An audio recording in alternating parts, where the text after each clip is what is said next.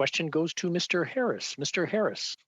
This is my first time appearing before the COVID-19 Special Committee of the Whole, and I'd like to take the opportunity to pay tribute to all the healthcare workers, frontline workers, and essential workers across the country who've served so diligently and selflessly during the crisis. And I wish also to offer my condolences to the families and loved ones of the far too many Canadians who have lost their lives due to this disease. A special tribute also to Snowbird, Captain Jenn Casey, and also the crew of the RCAF Cyclone helicopter crash. Mr. Chair, the fiscal situation facing Newfoundland and Labrador is very bleak and getting worse as each day passes. Since 2008, we've been considered a have province and received no equalization payments. This year, our province is facing a deficit, however, of $2 billion due to loss of revenues and royalties, much due to the COVID-19.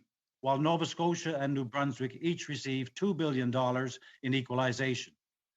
We were happy to contribute when we could do so, but now we need help.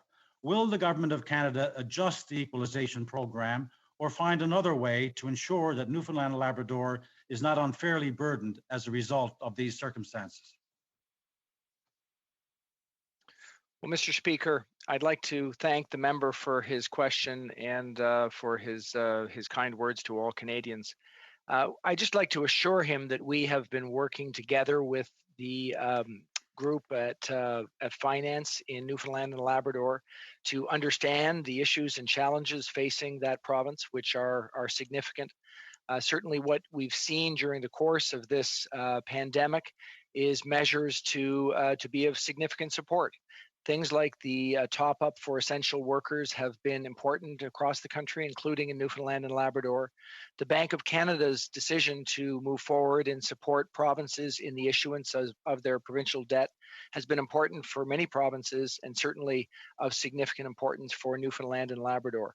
I want to tell the member that we continue to recognize that the programs that we have, like the stabilization program, for example, are things that need to be looked at in the context of changing circumstances.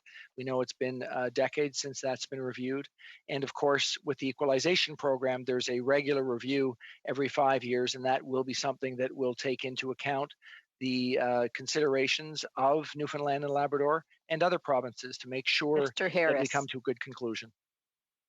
Mr. Speaker, that was eating up a lot of my time there, but that didn't answer the question as to what we're going to do for the next 5 years, waiting for that change. Mr. Chair, the fishing industry support plan recently announced provides a number of positive programs, including allowing fish harvesters to use last year's catch numbers to qualify for EI because of the anticipated shorter season this year due to COVID-19. But fish plant workers were left out. Will the Minister of Fisheries or Finance announce today that fish plant workers can do the same and use last year's weeks to qualify for EI if necessary, so that they will not go without income after the fishing season? Thank you, Mr. Speaker, and I want to thank the Honourable Member for his question. We have put in place a number of measures to address concerns that we've heard from harvesters directly, including the extension of EI to make sure that they are able to qualify next year or this year based on last season's earnings. We continue to look at measures that we can address the seasonal workers in fish plants as well as crew on boats to make sure that industry is addressed. Those concerns are addressed. We will work with the industry, with the people in the provinces to make sure that we are addressing all of these concerns as we go forward. And I look forward to having more to say about that. Thank you, Mr. Speaker. Before I recognize Mr. Harris, could you either bring your mic closer to your mouth, Mr. Harris, or closer to the computer, one or the other? We're having a hard time hearing you. Thank you, Chair. That's as you look at it, but what we want to know is, will you do the same thing for fish plant workers as you're doing for fish harvesters? I do want to remind the member to address the question to the chair, the Honourable Minister. Thank you, Madam Speaker. Madam Speaker, we have said all along no Canadian will be left behind. We're continuing to work with the industry to make sure that we address concerns as we go forward. Thank you, Madam Speaker. Mr.